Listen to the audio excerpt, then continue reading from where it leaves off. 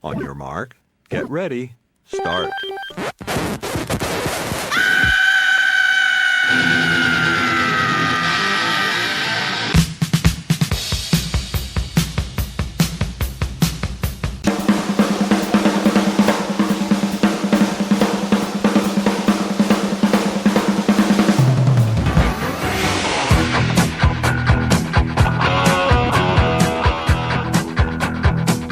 Broadcasting from California and Delaware, this is the Hard Rocking Trivia Show. And here are your hosts, Mark and Danny.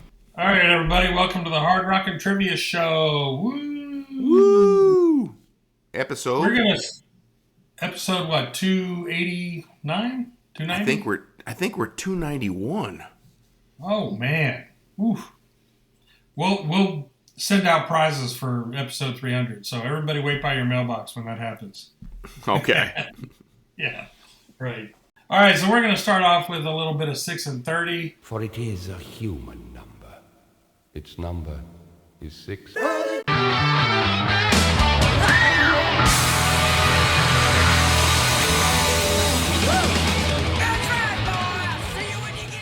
It's a game we came up with where we have 6 songs with 5 seconds from each song, hence the 6 and 30. And so usually these have a theme. Well, they always have a theme, but the theme is always different. Always just something we come up with off the top of our head. And we have no idea what the other one has put together. We haven't listened to them before we start listening to them on the show. So it's all new to us. So my theme for you, Mark, this time is these are songs being sung by the second singer in the band. So it's the second singer. Like if it was Toto, it wouldn't be Bobby Kimball. It would be like Fergie Fredrickson or somebody like that, you know. Oh, so second lead singer. Second lead singer, not like a second lead singer that started at the beginning of the band like Toto. They had 4 singers, and these are guys that have only been on official releases. So these are not guys that just subbed in live or anything like that. So okay. So these songs are the second singer of the band. Sometimes they've been on one album. Sometimes they took over for a whole bunch of albums. So I'll be interested to see how you do with this one. Oh, which means it's going to be super hard. Well, so no, you know you are a fan of all of these bands, no question. Okay. No all right, question. so I get your pencil and paper out, people, and play along with me. And let's see how hard Danny made this week. All right, here we go. Gonna get low down and dirty, run wild in the night. I come to you and painted sky. Oh, please, oh, please. I'm a sweet kid, you gotta hear me say. Raise your hand, calculate. You stand alone in hell, also empty now. Wow, I think I got 2. Oh, jeez. Man, you're going to kick yourself. Yeah, I'm sure the ones I've heard of. I mean, some of them sounded familiar, but I just wasn't sure. All right, so I'm going to play this again and see how I do here. Okay. All right. Gonna get low down and dirty, run wild in the night. I come to you and painted sky. Oh, please, oh, please. I'm a sweet kid, you gotta hear me say. Raise your hand, calculate. You stand alone in hell, also empty now. God, that song sounds so familiar. Oh, okay. That's a guess. Right. All right. All right, number 1. I think that is Foreigner. That is correct. That is Johnny Edwards singing. Yes. Yes. All Great right. voice. Man, the guy was awesome. Yeah, Or is awesome. yeah, he's one of those guys who was in a couple of bands, and it just didn't quite work out for him. The timing was off, but he's a great singer. Yeah, All right, number 2, I think, is Alice in Chains. that is correct. That was William Duvall singing that. And that's the only song he sang on his first album. Oh, okay. Yeah, Because the guitar player sang everything else. Jerry Cantrell. Is that it? Yep. Okay. All right. All right, The so you're third 2 so- for 2. All right, the third song is called All For You, but it doesn't ring a bell. I'm gonna Danger Danger. No, that is the only song released by this singer, even though he's kind of famous for being in this band. He went on to be in Vinnie Vincent's Invasion. Oh, Journey. Yep.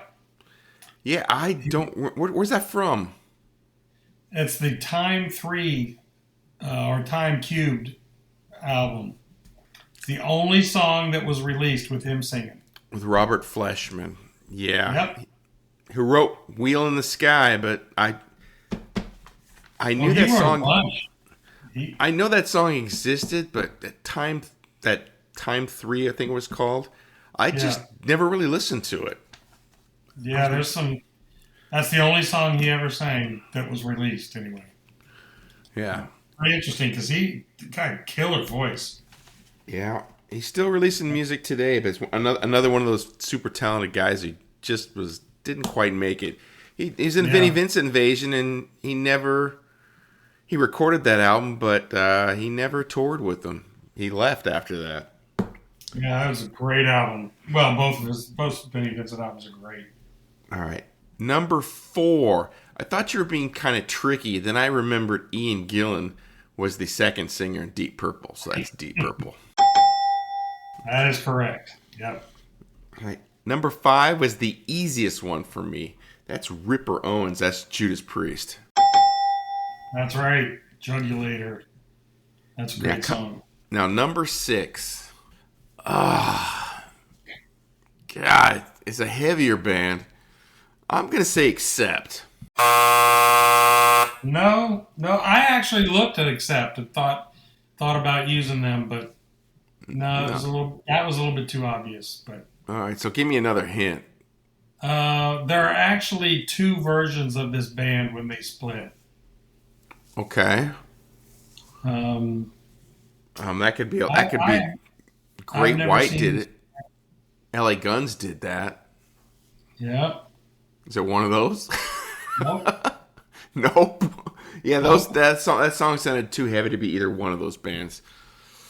This is one of their heavier songs. I'm surprised because this is not usually quite that heavy of a band. God, I have no idea. The singer's name is Doogie White. Doogie White has sung with everybody. He was the third or fourth singer in Rainbow. Oh, Doogie White. Wasn't Rainbow. Huh? Was not Rainbow. I know it's not Rainbow because he was and he was in Deep Purple too, I think, but that was later on. He was like the fourth or fifth. God, Doogie. Oh, it's got to be European then. Alcatraz. That is correct. Is it? Oh, Yeah. shoot. Yeah. He was in the Jimmy Waldo version as opposed to the Graham Bonnet version. Oh, okay. But Yeah. Yeah. So I missed that. So I got 4, which I did better than I actually thought I would do. 4 out of 6. Yeah, I thought you'd do about that good. Yeah. Yep. Okay. Damn it. All right. All right. Yours again. Well, I've heard of all those bands, and for sure, I think I've seen all of them live. The ones you just did for me.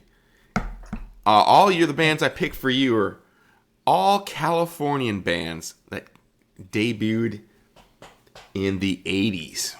So 80s bands that debuted, and they're all from California. Now, that's a lot of bands, but I think I picked some more obscure songs because you probably seen almost all of these bands. And looking at the list, maybe 5 out of 6 you've seen live, Wow. So, and you've heard of them all. It's not like some obscure like band. It's this obscure band that never got a record deal. No, these are all bands that got record deals. You've heard them on radio. You've seen them on MTV. But this is not the most common song from them. So good luck with that. This one might be hard. Maybe. We'll see. Okay, let's see.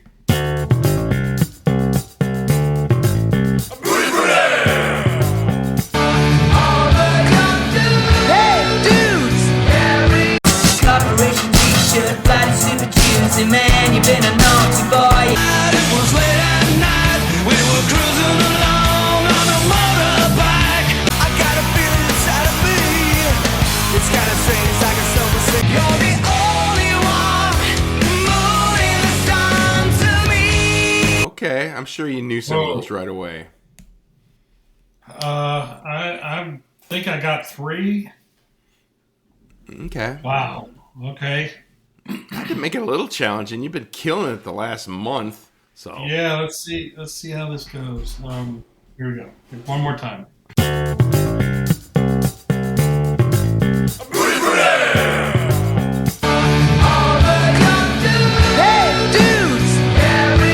Corporation t-shirt, bloody super juicy man, you've been a naughty boy. It was late at night, we were cruising along on a motorbike. I got a feeling inside of me, it's kinda strange, it's like a silver sick. You're the only one moving the sun to me. all right, Danny. Oh, man.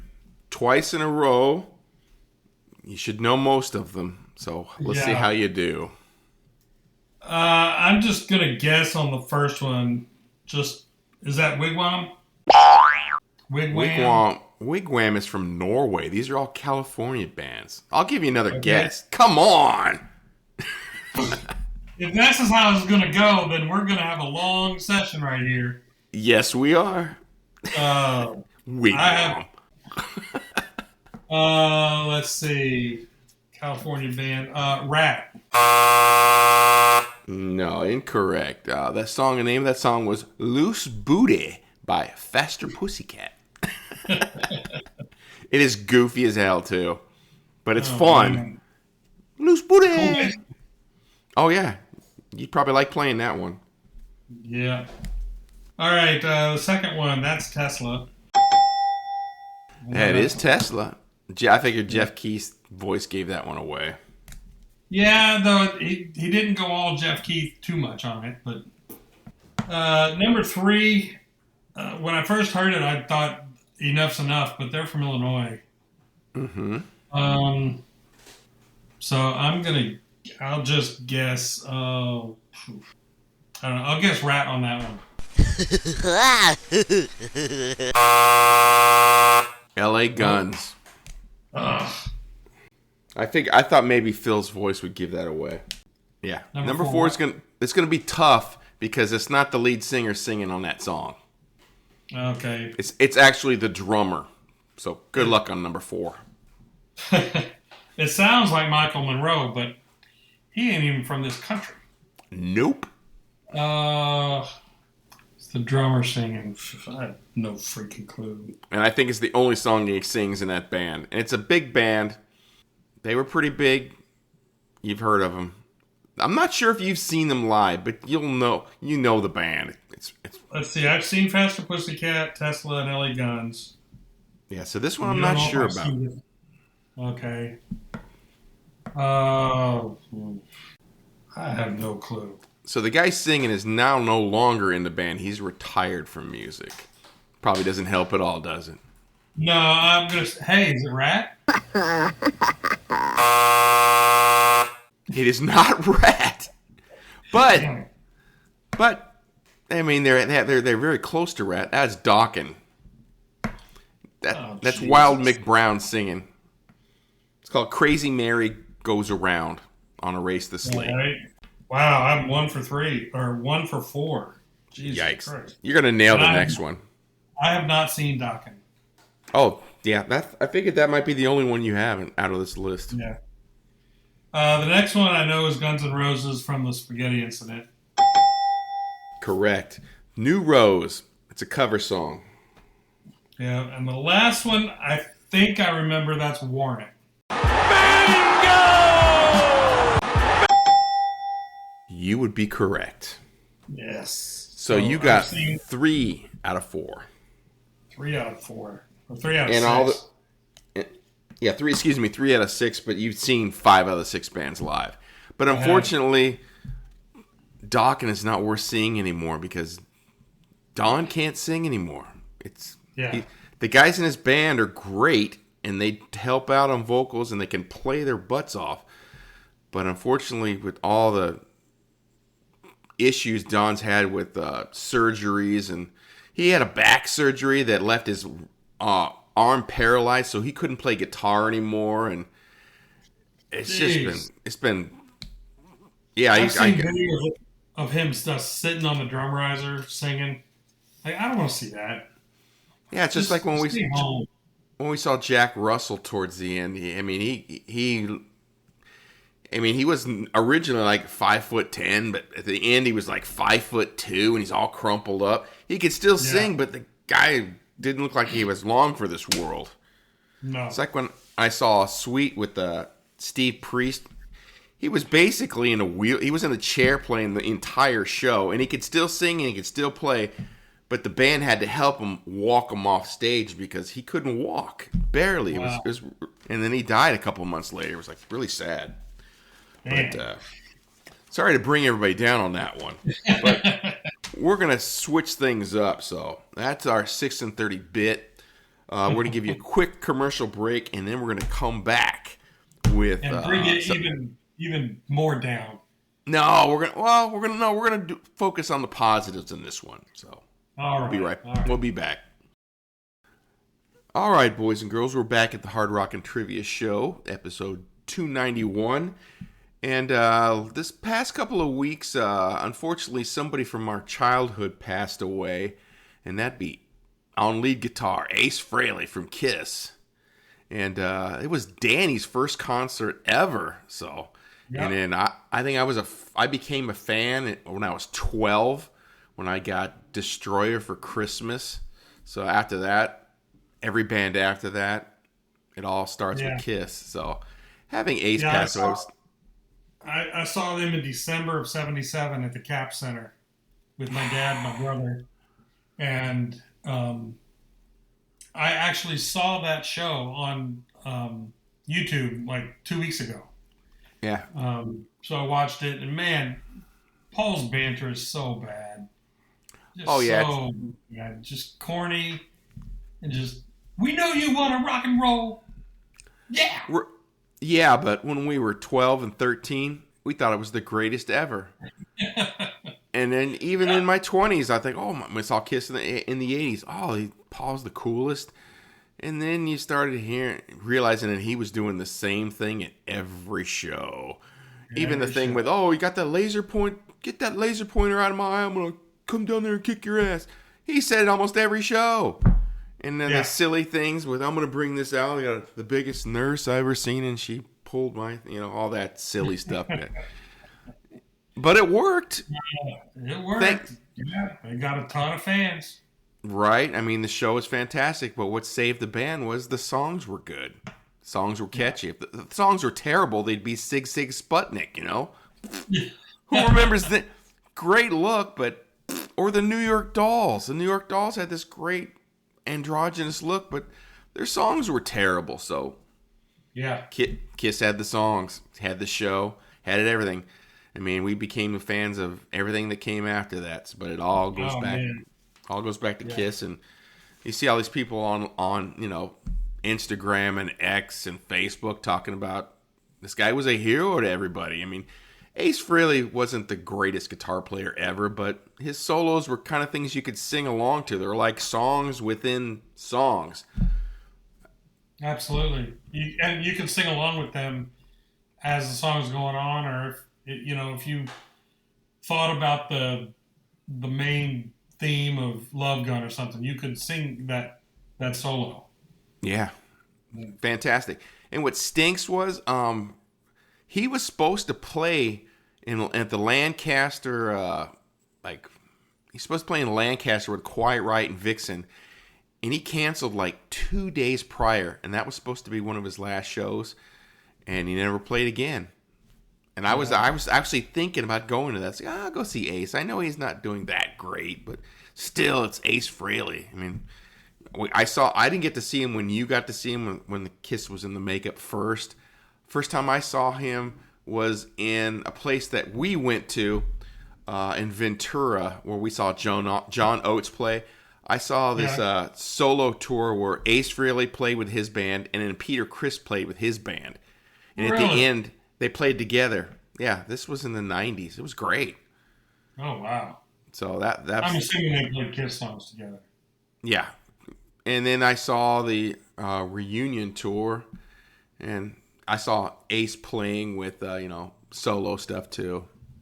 Yeah. But we figured what we do. A lot of people are, and I haven't seen anybody do this yet. A lot of people are, telling their Ace stories and how he influenced everybody. So what we decided to do is we took every song that Ace has a writing credit on, or every Kiss song Ace has a writing credit, or the ones he sings lead on. So, and we came up, and this is the makeup era, so we came up with 21 songs, and Danny ranked them on his own, and I ranked them on my own, and we put together this list.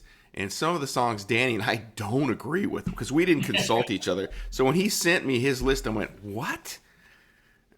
I mean, I think at the top we're pretty locked in, but there's some in there where I marked it super low and Danny marked it mid to high, and there's one song in particular in here. I put it in the top 5, and Danny had it in the bottom 5. So he doesn't. He hasn't. Go ahead. I haven't seen Mark's list at all. I sent him my list because he was going to put together a compilation, so we get a Hard Rock and Trivia Show version instead of our own ones. For me, I ranked the top, 8 or 9, and then I definitely had the bottom 3 or 4. But then the middle ones, 11 through 16 or 17, it's a toss-up.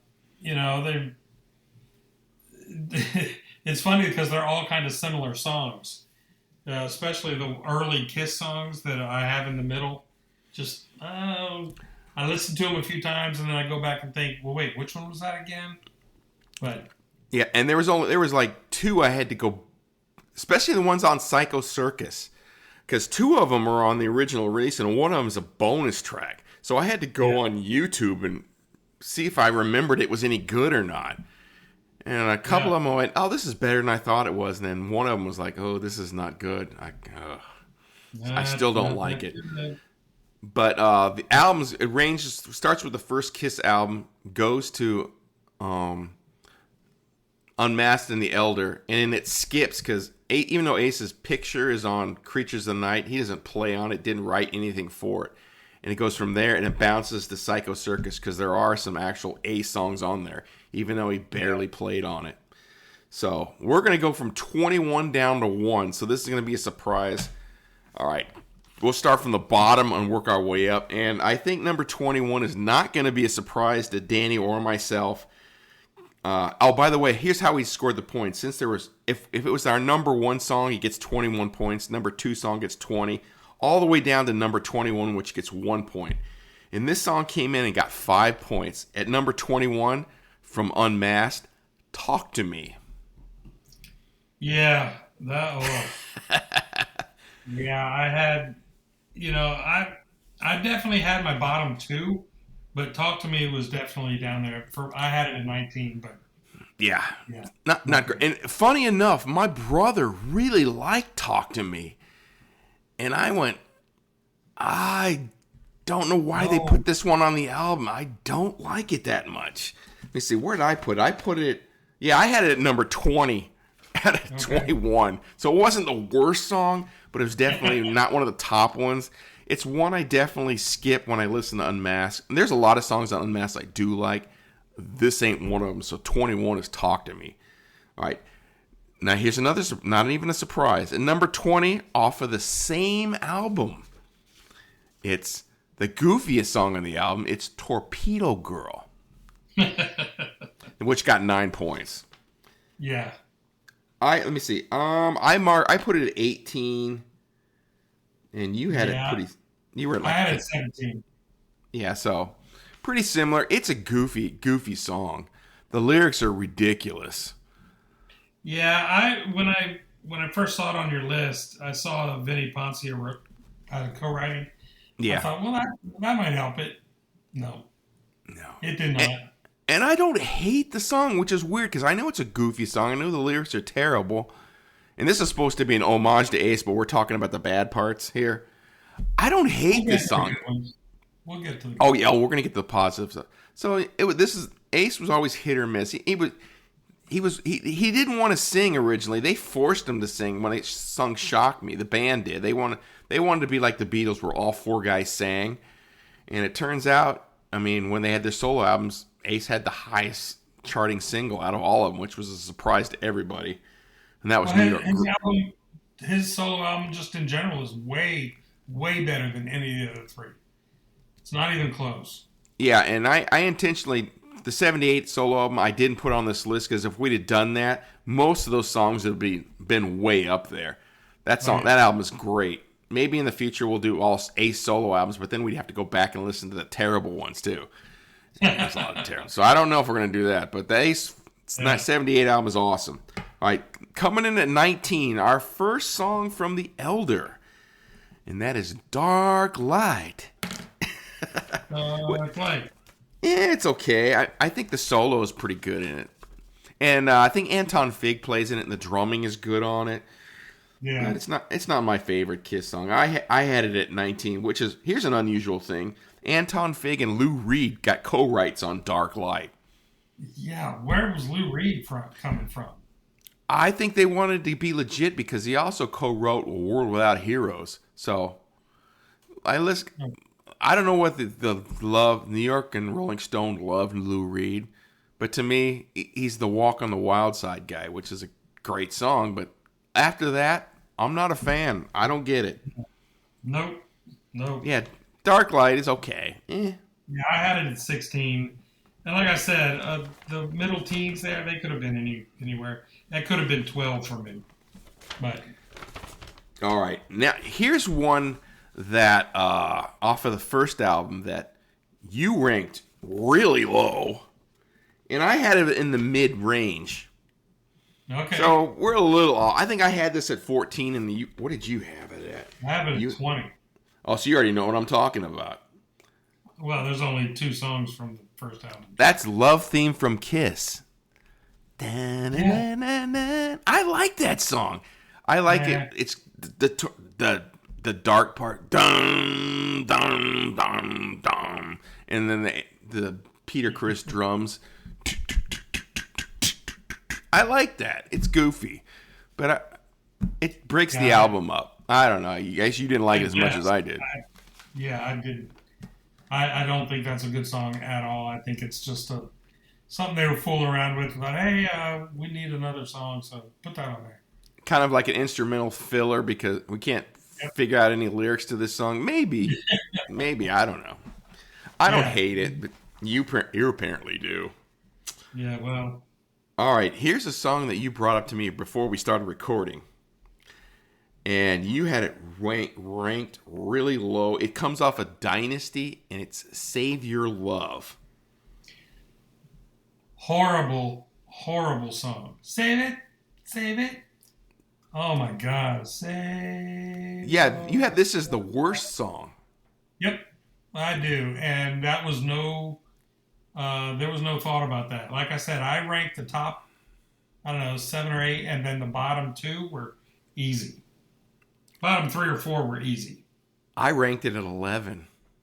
No, that was a horrible song. I get it because the first part of the song, the chorus isn't very good. But I think the song really kicks in at the solo. Once the solo hits, from the solo to the end of the song, I think it's great. The beginning part, it's okay. I see why they stuck it at the end of the album. I think even Sebastian Bach covered this one. So I get the first half of the song is okay, solo, great, and on. For me. apparently you hated the entire song. Yeah, maybe I'm being impatient or something, but I can't get by the horrible background vocals and chorus. Save it. Yeah. Oh. Yeah. Oh. Okay, well, we kind of disagree on that one, but that's all right. All right. All right, now here's a song, number 16. I rank this dead last. I hate this song. It's off of Psycho Circus, and it's called You Wanted the Best. Yeah, and you got the best. No, we didn't. The idea of the song, having all four guys sing, good idea. The song, when they sing in each of their parts, cool. That chorus sucks. You wanted the best. Yeah, you got it. No, we don't. That song's horrible. I hate that song. That's crazy. I put that at 9. I was expecting to hate it, and then I listened to it back again. It's like, that's not too bad. I think you were watching the Tech game when they came back and won in overtime, and you were in a really good mood, and you must have been listening to that song as the game was going on. That's the only thing I can come of it, because I was watching the Dodgers get beat, so I was in a good mood with that. You were in a good mood. So for me, You Wanted the Best is much worse than Save Your Love. Save Your Love buries it. It's not even close. No. I don't even know you anymore. Who are you? No, You Wanted the Best is not that bad. You need to listen to it again. But Save Your Love, I listened to it twice. No, the chorus. Ooh, both times. I think that both of those songs have bad choruses. I think that's the main thing. Yeah, if you got a bad chorus, it's not going to work. All right, number 15. Well, I was kind of surprised that this one didn't get that much love. It's off of Dress to Kill. It's Get Away, which Ace doesn't sing, but he wrote it. I gotta get away. And it's Peter, isn't it? Yeah, Peter sings Get Away. It's good, it's decent, but I thought it would get a little more love than it did. So, well, yeah, I put this at 13, and like I said, the middle teens, they could have been anywhere. So, yeah, I had it at 15. See, this, and a lot of those right there from Dress to Kill and Hotter Than Hell, they were all kind of right in the middle for me, and so they were all kind of interchangeable. I think I have a little more love for the Hotter Than Hell songs than you did, but I don't know. Yeah. All right, number 14 is the highest song from Unmasked, and that's Two Sides of the Coin. Okay. Yeah, I didn't think that was bad. Yeah, choose one. Yeah, it's the catchiest song of the 3 Unmasked songs from Ace. I think they were trying to ride that New York groove wave still, but exactly. I think that he's trying to be like a New York dude. Yeah, I think he got his confidence in there. Said, let's put 3 Ace songs on this album. But Two Sides of the Coin's all right. I don't dislike it at all. Yeah. Okay. Yes, for sure. And Torpedo Girl, which I still like. Torpedo Girl. I think Torpedo Girl for me and Two Sides of the Coin. I had them right next to each other. I had one at 17 and one at 18. So I don't hate either one. All right, number 13 is a surprise for me because you marked this pretty high and I put it pretty low, and it's the bonus track from Psycho Circus, In Your Face. I didn't rank it very high. I really like that song. I had it at 16. Yeah, I had it at 8. That's crazy. Yeah, I mean, I of all the songs in Psycho Circus, In Your Face, I don't dislike it. Maybe they should have been on the regular album. There's a couple of songs on Psycho Circus that need to. You Wanted the Best. Boot that one and put In Your Face in its place. I think In Your Face is a lot better than You Wanted the Best. Now it's stuck in my head. Yeah, you got it. No. Not working for me. Now the songs are going to get progressively better. We're going to like them a lot more. Well, there's a big jump. All right. Yeah, number 12 off of Hotter Than Hell, Strange Ways, which is Gene sings, Ace wrote it, and I think it's got a killer solo in it. And it's really a dark song. And it's probably before grunge, Strange Ways was the grunge Kiss. Mm-hmm. Super heavy. It's not a party song at all. No, and maybe that's what I was expecting or wanted, but I had that at 14, so not too far off. Yeah. I can still listen to that, go back. I can appreciate Hotter Than Hell a lot more. Strange Ways should be... See, when Ace did his solo tours, he would play like Cold Gin and Deuce and stuff like that. And he played Detroit Rock City. I'm like, why? Yeah. Play some of these other songs we're about to talk about. Absolutely. I don't get it. All right. At number 11, from Destroyer, Flaming Youth, which is a song I really liked. And I remember when they were the Destroyer tour, and I think I was in Texas, and they would have the TV commercials, and they would play Flaming Youth during it. Like, wow. I'm surprised it wasn't a single, but I always liked it. I think, to me, that song's okay. I mean, I had it at 12, so, not too far off, but it just seems so overproduced, I think. I think Bob Ezrin just went a little crazy on that one. Oh, yeah, especially with the keyboards in it, the circus. Yeah, because Kiss doesn't have those instruments on stage. Where's that coming from?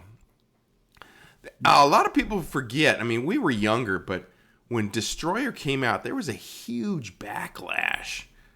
A lot of people didn't like it at first because after the first three in Live, how raw and heavy it was. Then Bob Ezrin came in and had this polished album. It kind of tanked initially, but what brought it back was Beth. Beth hit, and Kiss exploded from there. It's weird. It's like More Than Words for Extreme.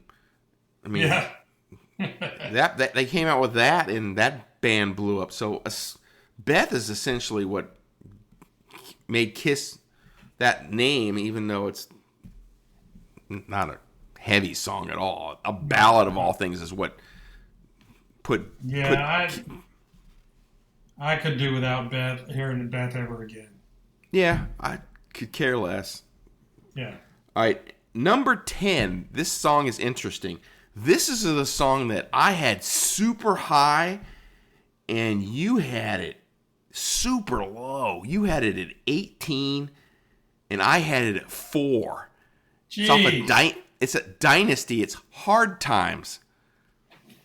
I love Hard Times. I wish Ace would have played that on his solo tours. Love it, love it, love it. It's great, fabulous. Now let's hear the opposing view of that. No. No. It just didn't do it. It's one of those middle teens for me that just kind of, they're like all the others. They're just, I could have had it at 12 or 14, but no. It's one of my favorite songs off of Dynasty. All right. Love it. I don't know. You must have, maybe Dana made some food for you and it was a little burnt and tough, I don't know. Maybe it was one of those off nights of the year where she burnt your steak. Dana does not cook for me. Oh, that's right. You're the cook. I am the cook. Yeah, I don't know what happened. Maybe I spoiled something or whatever. Maybe you got a beer and it was stale. I did have a Bold Rock while I was doing that. Maybe it just wasn't. It wasn't doing it for you that time. 99 out of 100 times, you would have rated it much higher if the beer was cold enough. Maybe it was stale. I don't know. All right. You can't be right on all of them. Well, all right, you can't. Number 9, a song I like much better than you did. It's off of Hotter Than Hell. It's Coming Home. Yeah. I had it at 6. Yeah. You had it at 16 or 15. something. 15. Ooh. Yeah. Yeah. Again, those middle songs just kind of don't do much for me at all. Just, I had to go back and, which one was that again? Oh, yeah. I think I always liked it, but when they did that Unplugged tour and they brought that one out, I think that's when I really started to like it. So Okay. Well, you saw that tour, so. I did, and Peter Criss came out during it. It was pretty awesome. I think that sowed the seeds there. I mean, that whole Kiss convention thing. The opening band was Cold Gin, which had Tommy Thayer playing Ace in it. And the drummer was Jamie St. James on drums. The bass player was from Saigon Kick. And I forgot the other guy in the band, but they were great. They dressed up in the makeup and did the whole show. And who knew a few years later Tommy Thayer would actually be in Kiss? I saw Tommy walk around the parking lot. He had short hair. He was the tour managing the band. I mean, I was a Black and Blue fan, so I recognized him right away, but nobody else did. Hardly. Yeah. Nobody paid him much attention. But, Coming Home, I mean, warms my heart. Here's another shocker for me, because this one came in 8. It's off of Psycho Circus, Into the Void, which scored a lot higher than a lot of the other songs. Where did I have it at? It's a great song. I had it at 7, so you must have had it at like 9. I had it at 13. So it's not that far off. Yeah, it's one of the better songs off of Psycho Circus for sure. Yeah. I had to go back and listen to it again. It's like, okay, this is better than I thought it was. And it's unfortunately with the whole Psycho Circus thing where Ace and Peter are barely on this thing. Yeah. They're all on You Wanted the Best. But Into the Void is basically, it's all Ace, all him. And it's a good song. Again, Ace didn't really play this on his solo bands. Would have been cool to hear that. Yeah. All right. Absolutely. Right. Now we're getting to the really good stuff. All right. Here we go. Number 7 off of Dynasty, 2000 Man, the Rolling Stones cover. Yeah, that's a good version. Oh, it's better than the Rolling Stones version, I think. Oh, yeah. Absolutely. I mean, did you even know the Rolling Stones version when you heard this song by Kiss? No. I didn't either. I've heard it since, but. Yeah, since then I listened and went, Ace may actually made this better. Sounds like a Kiss song. The Stones, 2000 Man is a deep cut on a Stones album. It was not a single. But, yeah, love it. Love it, love it, love it. Good song is a good song. Yeah. All right, number 6. The signature Ace song off of Love Gun. Shock Me. Make me feel better. Yeah. So I had this at number 3. This is one of my all-time favorite Ace songs. Well, all favorite Kiss songs. So. Reminds me of a Buck Cherry song. Oh, yeah? Yeah. Kind of, sort of. I think you know what I'm talking about. Yeah, the chord Lit Up. progression, that's the same. Yeah, when you listen to them back to back, you go, how come Ace didn't get a writing credit off of that? I mean, Buck Cherry were obviously Kiss fans, so it makes perfect sense. The song is based off of a real live incident that happened in, I think it was Lakeland, Florida, where Kiss used to have these stages. I think it's probably the Love Gun tour, where they had the railing and you had to walk down the stairs, and Ace had these giant heels on, and he was notoriously clumsy, which is weird. He fell down the stairs, and that's what killed him. Yeah. I'm sorry, I brought the whole show down, but he put his hand on the railing, and I guess his guitar wasn't grounded for some reason. I don't know the whole logistics of what guitar is, and he got shocked, and he fell down the stairs, and that's what the song came from. So does that really happen anymore with guitars? Not really anymore. Like you couldn't play in the rain. If it rained and you were playing an outside gig, but now, no, they've set it up to where that can't happen. Was it because the guitars were all plugged in instead of like having those battery packs on? Is that one of the reasons why? Well, maybe? that's one. That's definitely one of the reasons. Yeah, but even if they were plugged in, you still ground everything all together. Okay. So some roadie must have really screwed up. Yep. All right. Yeah, I don't know if they knew that much about. Well, they had to have known about grounding. I mean, Yeah, I that's don't know. maybe somebody just made one, because it only happened that one time, and it wasn't like it was the beginning first date of the tour. I don't think so. It was one of those weird things where somebody just missed one step in setting up the equipment. I don't know. All right, and now we're up to the top 5 Kiss Ace songs. And this song is the biggest surprise in the top 5 because you and I both rated it high. And I bet you most Kiss fans, not the hardcores, know this song. But the casual Kiss fans don't know this song. It's off of Music from the Elder. It's Escape from an Island. Love it. Great song. My favorite song on The Elder, for sure. Absolutely. Yeah, God, he should have been playing this one too. absolutely. But I don't know why he didn't. He doesn't have to sing on it. Maybe he can't. Maybe he couldn't play it later in life. I don't know. But Anton Fig kills it on this song. It's fantastic. Love it. Love it. Yeah, Love it. that, Love it. Love that it. song is so good. Even just being an instrumental, it's awesome. Co-written with Eric Carr. So you know what? It wouldn't be Anton Fig. It would have been Eric Carr. I would forgot. think he would have written it. Yeah. Yeah, because Anton Fig was on Dynasty and Unmasked. So that was definitely Eric Carr. Eric Carr and Ace kill it on that song. It's great. It's probably the only song that those two, who are now reunited, right? Yeah. Reunited up If you in believe heaven. in that kind of stuff, then yeah. If you believe in heaven, Eric Carr and Ace and Mark St. John are the ones that are up there. More of them are down here than up there. and I'm not saying way down. No, on Earth. And then if you believe in that stuff, that's where they are. So, Eric. So that's kind of a nice feeling. All right, number 4. We're coming with the heavyweights here.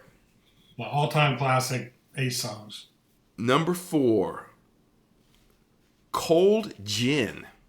All right. Song they Kiss played to the very end. And it's funny because, Ace wrote it, Gene sings it, and Gene doesn't drink. Yeah. Where was the thinking? So, Peter drank. I guess on that first album, Gene said, "Hey, I'm singing that one," and Ace didn't want to sing it, so okay. But I would have thought the two guys that drink in the band, Paul and Peter. But it works. It's a great song. It's still a staple. Every Kiss fan knows it. Can't go wrong with that.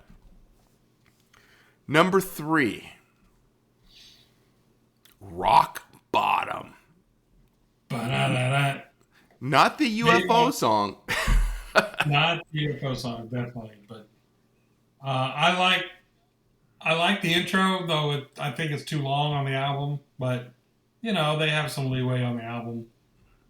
But the song is great live. Oh yeah, I'm also wondering because live Paul plays the intro, and I'm wondering in the studio, is that Paul playing the intro too, or is that Ace playing the intro? It's hard to tell because, it's doubled. The guitars are doubled when they play it live. Yeah. And in the studio, you got at least 2 playing, probably 4. So it could have been Paul and Ace playing together, but you'd have to go back and look at the studio records. That song kicks major ass for sure. Oh, yeah. All right, It's down funny, to the top 2, and these are the top 2 that I picked. Yeah, I was close. Top 2 for sure.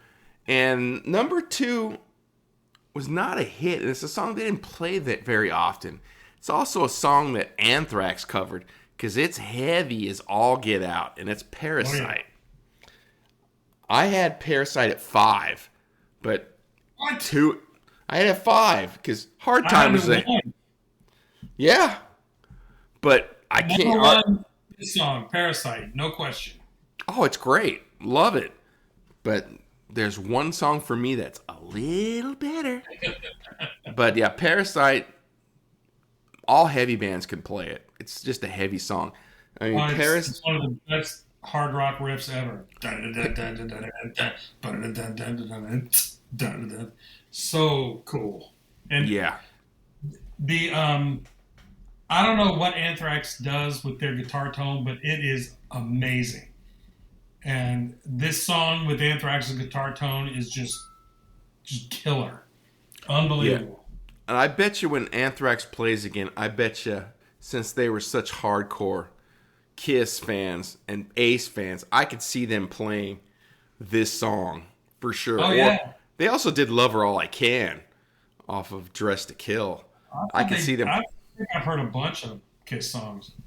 Yeah. So if they played "Parasite," that would be great. It makes perfect sense. I saw a video of Ace playing. It was like an all-star band. Scott Ian was on guitar, Frankie Bello on bass, Mike Portnoy playing drums, and there was one other guitar player. Yeah, I think it was like. Was playing the solo and just, oh my God. I think that was that thing in Vegas where it was like they put an all-star band together there to celebrate Kiss. And I do remember that. I forgot who else was there. All right, down to number 1. Number 1. And this song was one of the bonus tracks off of Live 2. And it also charted, I think it got to 39 or in the 40s. It wasn't quite a hit. It should have been. Yeah, this was on the side 4 of Alive 2 with, 4 or 5 studio songs. Yeah, 5. And it was the best song of the bunch, even though there was a couple of good ones there too. And it's Rocket Ride. Rocket Ride. Baby wants a crash. Baby wants a flash. She wants a rocket ride. She wants a rocket ride. And here's the question. Why wasn't Ace's band playing Rocket Ride at every show? So great. Maybe they didn't like it.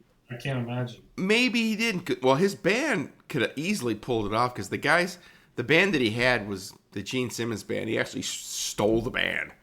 And those guys could play. Those guys could play anything, and I think they wanted him to play it, but maybe he just wasn't into it. I don't know.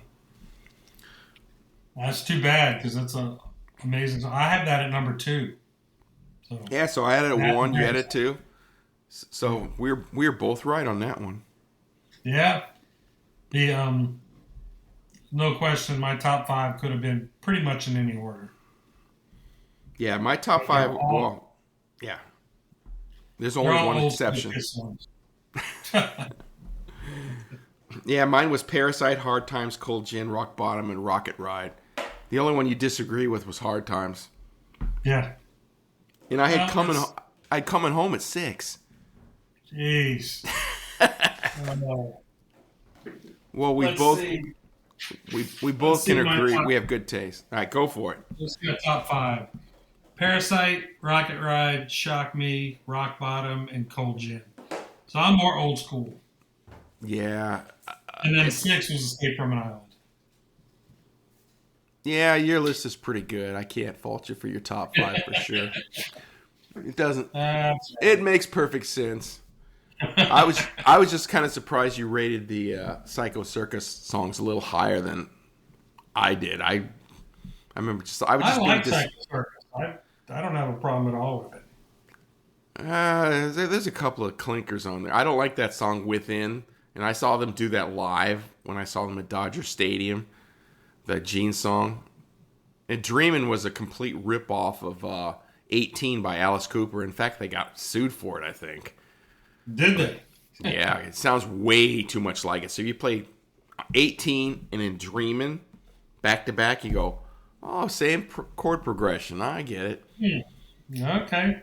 I think with the Psycho Circus, the hype was there because the band reunited. Oh, they're going to record again. When it came out, it was really pretty much just Gene and Paul, and they threw Ace and Peter a little bone. They didn't play together. Yeah. I mean, I think Peter Criss, I maybe played on one song, maybe. Ace maybe played on two. Yeah, well, you guys are ripping us off. Come on. Well, that's part of being a Kiss fan.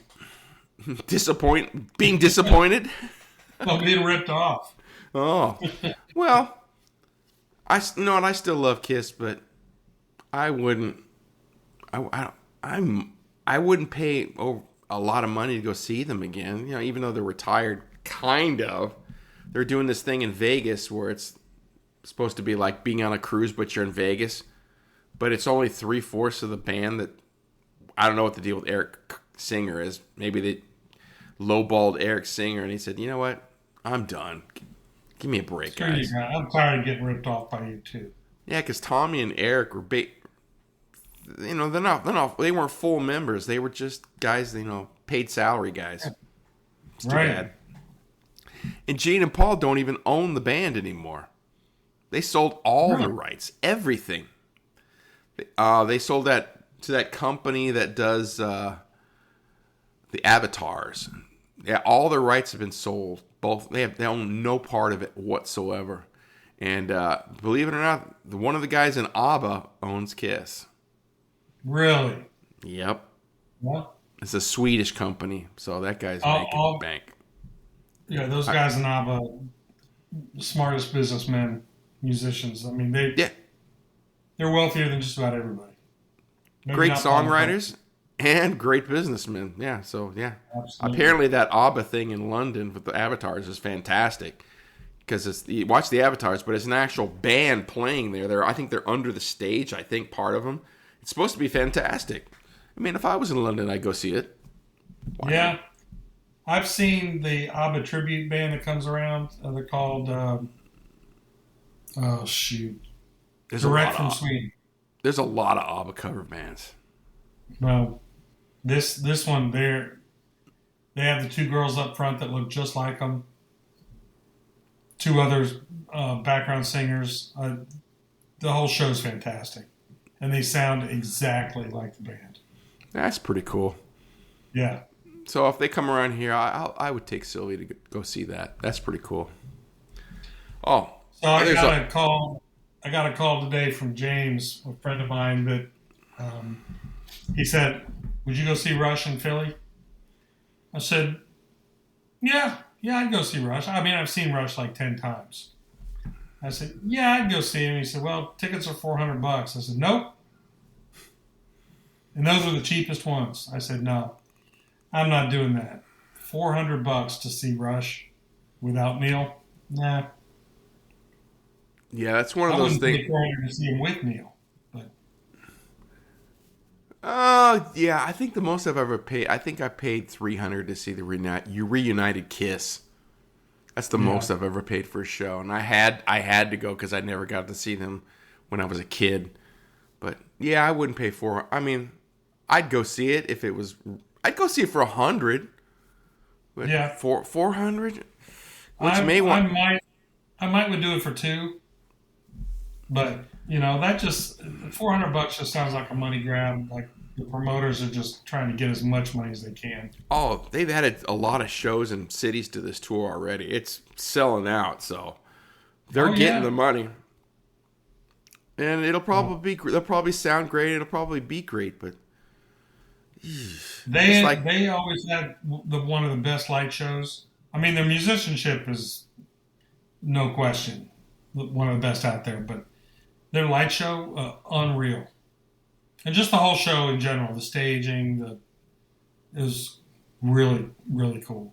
Yeah, the only time I saw they're gonna have a keyboard player on with them. Yep. Nobody's been named. No. But there's some got like a Derek Sherinian. He'd fit right in, like one of those master keyboard players. You could play anything. That would make perfect sense. Because you don't need a singer. You don't really need the master keyboard player. I mean, yeah, he would fit and he'd be great, but there's no real. You don't need Rick Wakeman or somebody out there like that. Greg Giuffria. just somebody that can play the keyboards, because those keyboard parts are not all that. The great thing about Geddy was he was playing keyboards, singing, and doing the bass parts with his feet. Yeah. But, And the only other band I've seen pull that off was the Zebra, where the bass player is also playing the keyboards. Sometimes he's not playing the bass at all. He said for his right hand he's playing the bass on the keyboards, and the left hand is playing one up on the keyboard. So he's playing two instruments with his hands. It's pretty impressive. But I think with an extra keyboard player, it gives Geddy more freedom just to be focused on singing and playing the bass. And not all Rush songs have keyboards in them. Right. So and he said he and Alex said that they were getting the keyboard player so they could focus on dance moves. Yeah, that was kind of funny. But that's one of those things, like get the TickPick app and maybe like day of show, and where some guy can't, maybe some of these, because I bet you a lot of these ticket agencies have got these tickets, and when they realize they can't sell them for that much and they want to unload them at the last 6 hours before showtime, that's when you log on and say, oh, I get a seat dirt cheap. Well, not dirt cheap, but it's reasonable. Sure. Yeah. Not 400. Give me a break. 400, that's just too much to see pretty much anybody. And I would get it if it was some kind of a Rush fan who never got to see Rush live. Then that's probably, maybe they're aiming towards that. But Rush fans they'll go see me anywhere. Rush toured so much for so long. I don't know anybody that wanted to see him that didn't get a chance to. Unless it's some youngster who's a brand new Rush fan, like some 19-year-old who never got to see them. That's the only. I don't know. That's true. Well, damn. So you're gonna rip off some 19-year-old for $400? Well, parents are probably paying for it because dad is probably a fan. He's gonna bring his kid. You got that whole thing going on. So, well, good for them. Live music's a good thing. I think they're overcharging. I don't know how much my mom paid for my 50th birthday present of going to see Paul McCartney, but that was another one. I was on the floor. It was at the Phillies Stadium, but I'm sure that ticket was $300 or $400. But yeah, he's a Beatle. So would I pay $400 to see Paul McCartney? Probably. If I knew that was the only chance I'd really have, yeah, I think I would. Yeah. I mean, we're old now. We have a little more money. I wouldn't pay it to go see Ringo. No, but I would go. No, $400. No, but would I go see Ringo's All-Star Band? Sure. There's a lot of great guys in that band. Yeah, absolutely. But I don't think he charges that much. Though I've never seen it. I've seen it around. But he plays in sheds pretty much. If it's reasonably priced, you got the guy from Men at Work there usually, and Steve Lukather's there, and they usually have other guys there. I think Greg Bissonette, yeah, and some other guys from other bands. They'll play their hits, so it's worth it. I think the horn player from Toto is in there. I can't remember his name, but yeah, I think it's the same guy. Is it Rivera or Mark Rivera or something like that? He also played in Foreigner when we saw them. He played keyboards and sax, so it's probably the same guy. Okay. So I think we're done. We've been going at this about an hour now, and that's all I got to say about that. Ace Frehley rules. He does, man. He was my first guitar hero, that's for sure. No question. He'll be missed. It's a bummer. But yeah, all our heroes are passing away. I was surprised to hear that even the bass player from Limp Bizkit died. I'm like, what did he was only 51. What did he die of? Yeah, it hasn't been released. It seems like every week it's some celebrity that we grew up watching on TV or listening to their tunes. Oh, getting old sucks. So, go ahead. Go ahead. We're gonna say the same. We're gonna say the same thing. Okay. Same brains. The next episode, we have a special guest coming up, and she has a bone to pick with me. Something I said on a previous episode. She wants to say something to me, and we're going to discuss it on the show. And We're gonna try this. I think we'll be able to have 3 people on at the same time. We've never done it before this way, but we're gonna try it. And we're also gonna do a bonus rapid fire where we're gonna fire off 5 questions each. So that's 15 questions. 15 so it's gonna be an all rapid fire episode either next week or the week after that. So be looking for that, people. And bone picking. And bone Questions picking. and bone picking. She made a comment to me about old guys, and I brought it up on the show, and we were like, "What?" So she's coming on to defend herself, and I don't want to be you. I'll tell you that, because I've known this girl for 31 years, and I don't want to. I'm not arguing with her.